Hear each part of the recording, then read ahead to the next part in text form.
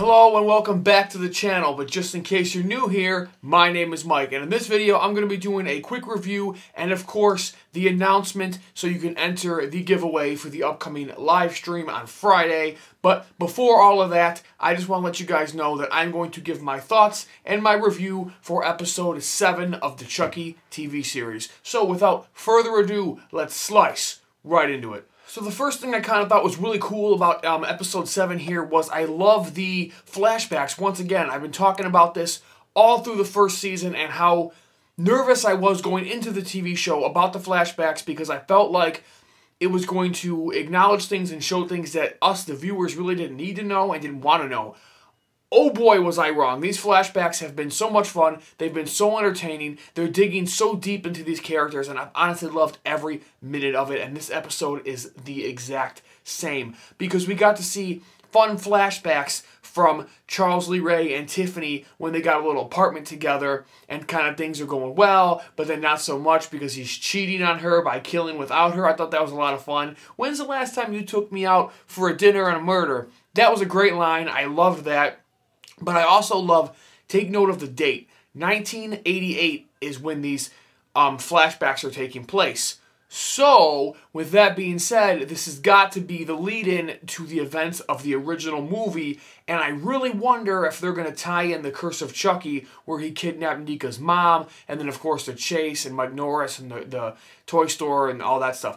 I really hope that the last flashback we get in Season 1 is a complete tie-in from the original and Curse, weave those together, and then a perfect story be told. I'm really hoping for that, but I love the flashbacks in this episode. Once again, just like the flashbacks, another thing I've already given such high praise to, but I want to give it even more praise because it deserves it, is Andy and Kyle, man. Christina Elise and Alex Vincent, man. When they're on screen together, it's just fucking magic. It makes me fucking feel good, and in particular, I love this scene for two reasons. Number one, it was nice to see them joking around, with each other, have smiles on their faces when they're talking about Andy being a bad driver and they're kind of having this back and forth and they're having an innocent, fun moment. I like that. It wasn't a tense moment, a stress moment. It was just them having fun and enjoying each other's company, and you could see how close they are. I really, really enjoyed that.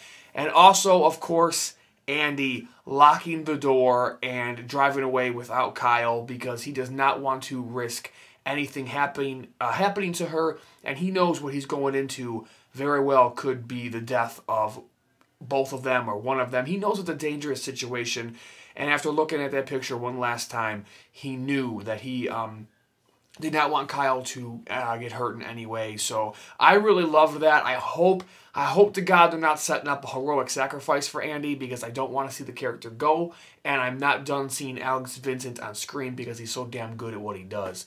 But ultimately, I still like the scene nonetheless, and I understand where that character was, why he did it, where his headspace is, because I know some fans didn't like that. I really did. I thought it worked great with Andy as a character, and I really, really liked it. Even though it punched me in the gut, I really liked it. More things I liked in episode 7 was the dynamic between Lexi, Jake, and Devin, our main three, right? I really like a lot of things about this episode that I feel like some fans haven't liked, because I always read the comments on Facebook and on YouTube.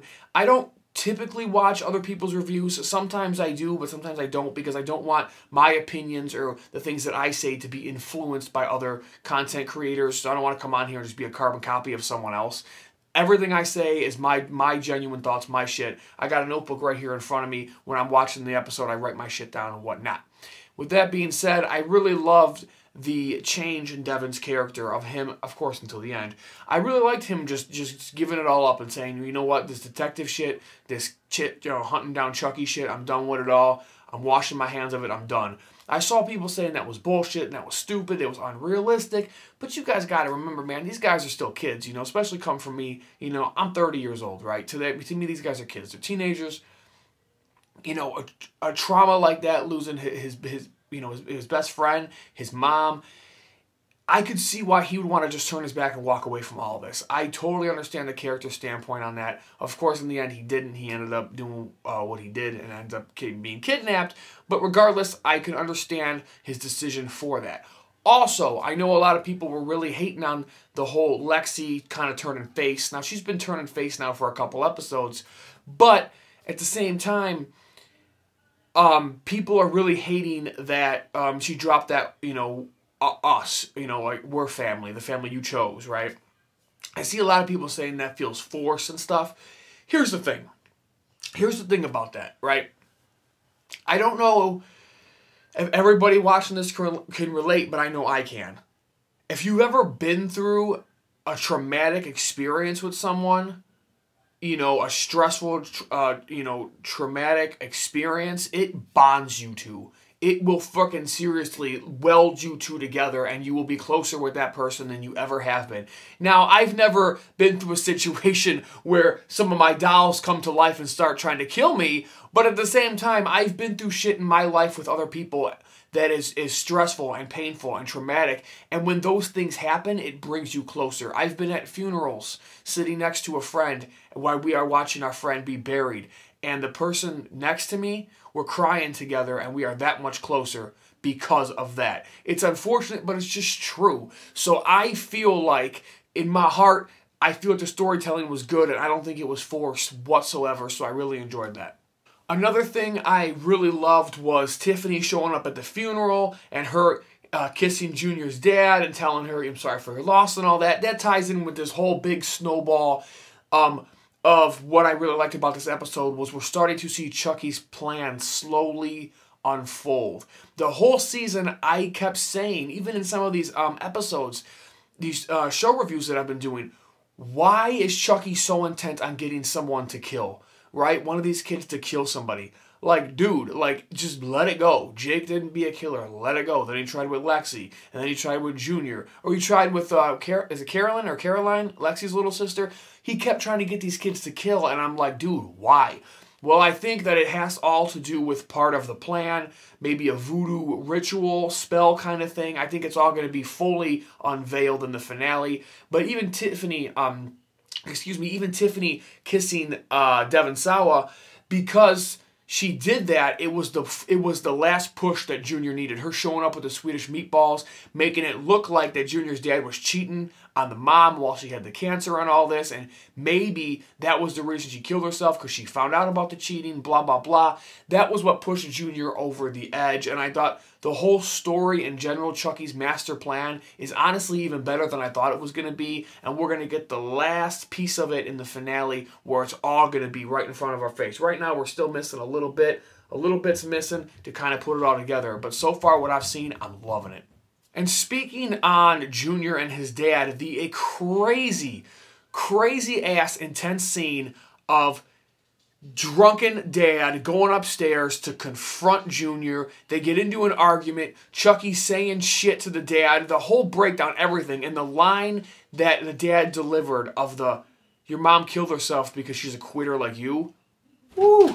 Woo! Woohoo! Honest to God, even I would have swung the doll on that one. Because that is some fucked up shit to say to your child. That's some fucked up shit to say to anybody, let alone your child when their mom just died. That's fucked up. So that whole kill, the way the kill was done, beating someone to death with a Chucky doll, never thought I would see it, but I'm glad that I did. And it was shot well. The POV shot of Chucky, whoa, going up and down, awesome. Love the whole scene, watching Junior be pushed over the edge and finally seeing one of these kids kill somebody is what I've been waiting for since episode 2. I've been saying, I want to see Jake kill somebody. But then I realized, okay, it can't be Jake. So watching one of the kids finally kill someone and Chucky being successful, I thought was great, and it was finally a fucking resolution to something that I wanted to see come forth, and it did, and I loved it.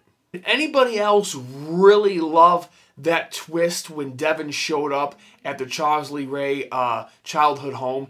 Because, now granted, I know a lot of fans saw it coming, and I kind of did too, but you gotta imagine how many fans didn't see it coming, how many casuals were watching that were like, holy shit!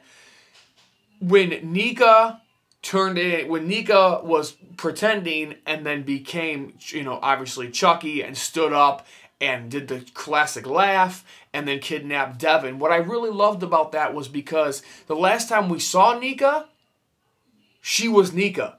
So when she's calling for help, you think that it's Nika, but it ended up being Chucky, and it didn't even have to say a word. As soon as Nika stood up, because her obviously being a paraplegic, you're like, oh shit, Shit done hit the fan. I was screaming like a little girl. I couldn't believe it. You know what else had me screaming like a little girl? The army of fucking Chucky dolls. Holy fucking shit. What are we in store for in this finale? Somebody tell me. Because seriously, I am geeked as a motherfucker right now for this finale. Now, I'm not going to make a prediction of what the finale is going to be, but in my head, when I go to sleep at night, I legit could not sleep Tuesday night when I watched this episode. All I kept thinking about was Chucky, what the finale is going to be, who's going to die, who's going to come back, what's going to happen. That's all I could think about in my head. My gears were turning, right? And I started thinking to myself, is this going to be like some Avengers-style war, right? Where it's Tiffany, Nika Chucky, possibly Junior, and an army of dolls versus all of our good guys when they come together to fight as one. You're going to have Jake, Lexi, Devin, Andy. I'm pretty sure Kyle's going to come back. And what about this? Glenn. What about Glenn coming back to be an ally and to fight against Chucky? Right? Excuse me. Everybody knows the end of Seed of Chucky. You had good, happy-go-lucky Glenn, and you had evil, sadistic Glenda, all right? I want Glenda to come back, and I want Glenn to come back. I want them both to come back. I want one to be a good guy, and I want one to be a bad guy. We have one episode left in this season, and I think it's going to happen in the finale. I don't know if we're going to get Glenn and Glenda, but we're going to get at least one, maybe both, and I really, really hope that happens. One ally, one bad guy. Fucking make my day. I will scream like a fucking cheerleader. I will be fucking stoked. Maybe that's just me. But if you watch the channel, you know how big of a fan I am of Glenn and Glenda. As you can see right here, I redid some of my horror room, and I actually met Billy Boyd. And I got an autographed 8x10 of Glenn and an autographed 8x10 of Glenda. So I kind of wanted to talk about this as we wind down here in this video review about Glenn and Glenda specifically. I know there's a huge part of the fan base that says, Miss Fairchild, that's Glenda. And there's a lot of them that say, no, it's a red herring, it's too obvious, it's too on the nose to be Glenda, okay?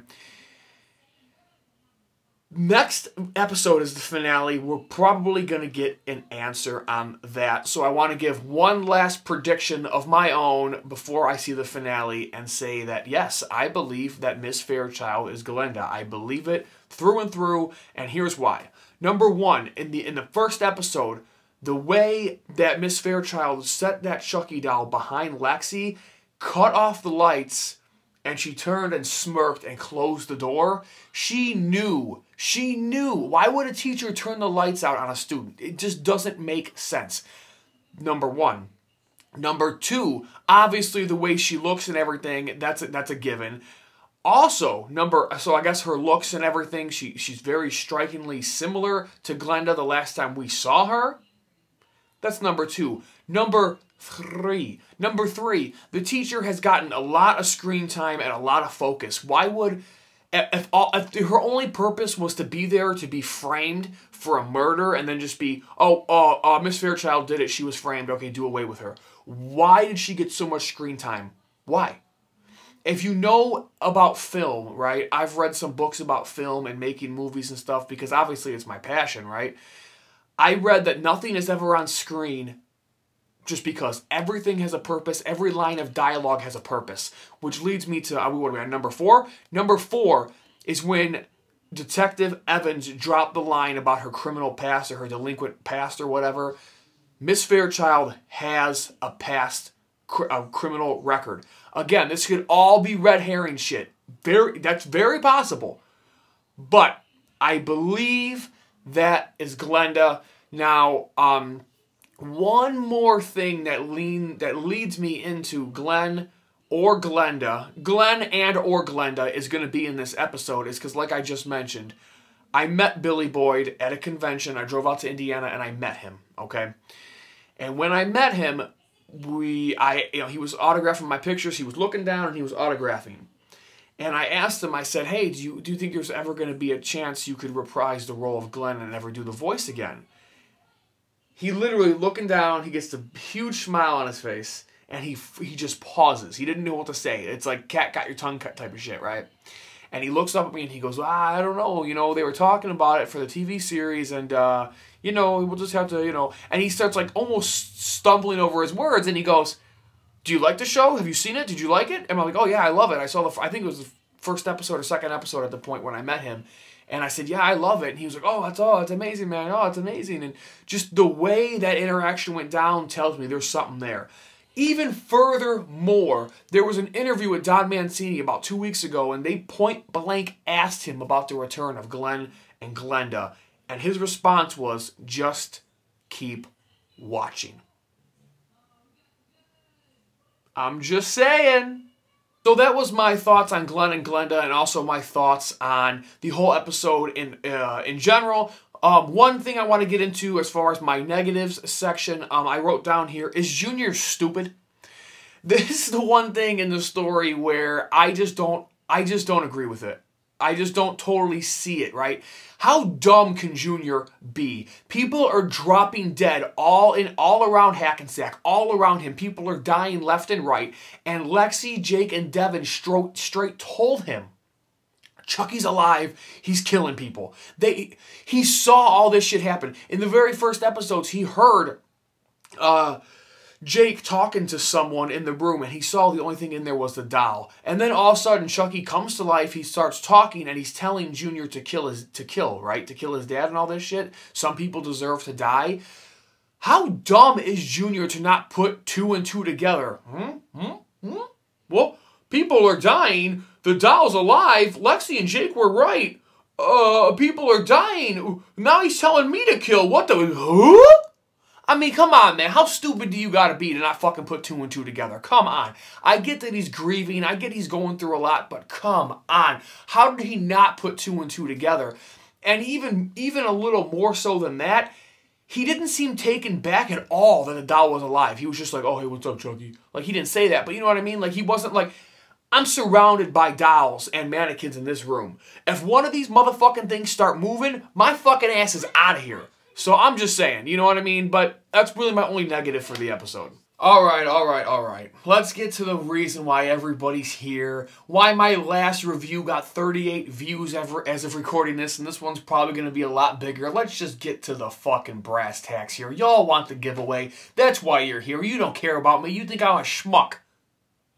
I hope not. But in all seriousness, you guys, I do have a live stream coming up on Friday, December 3rd at 7 o'clock. I will be joined with a very special guest and a real-life friend of mine at this point, and that's James McKenna from Wanna Play. Him and I are going to be breaking down the entire Season 1 of Chucky. We're going to talk about the good, the bad, the ugly, maybe our favorite kills, favorite moments, things we liked, things we didn't like, what's going to come next, all that fun stuff. And at the end of the stream, we're going to do the classic Killin' Time. Every live stream that I do is called Killin' Time. It's a concept I came up with, a concept that I hold near and dear to my heart.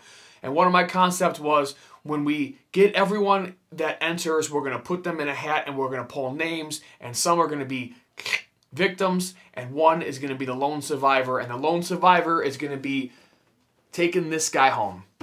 So for the giveaway, we have, I believe he's 15-inch. I want to say he's 18 inches, but he's between 15 and 18-inch Mezco.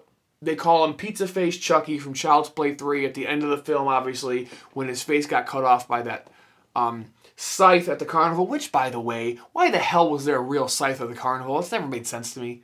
Isn't that kind of dangerous? Regardless, if you want to take this guy home, all you got to do is tune in to the live stream, you guys. He also talks. He says some awesome phrases. This is a really cool doll. I have one myself over here on the shelf that I'll show off out of box on the live stream so you guys can get a better look at him. Of course, yours will be brand new.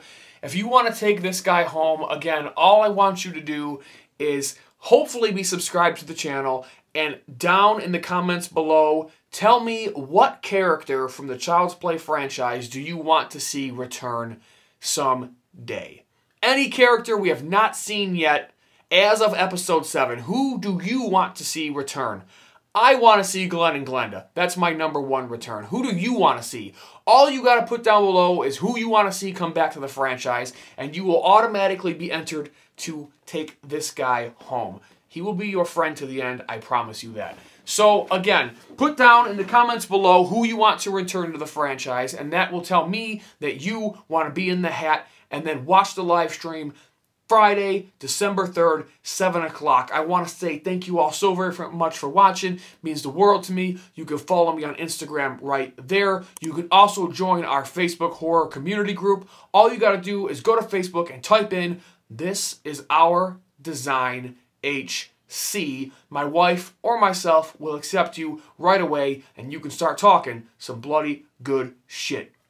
So, with all that being said, thank you all so very much for watching. I hope you guys have enjoyed the show as much as I have. I hope you're enjoying these reviews, and I really, really hope you're going to enjoy the live stream. And if you're going to enter for the giveaway, best of luck. I love you all. That's why I'm doing these giveaways. I'm not making a dime on YouTube. I'm a small-time channel. Comes out of my pocket, but I do it because I love y'all, and I want to show you guys that I appreciate it. So check out the live stream. Again, Friday, December 3rd, 7 o'clock. This channel right here. This is my design.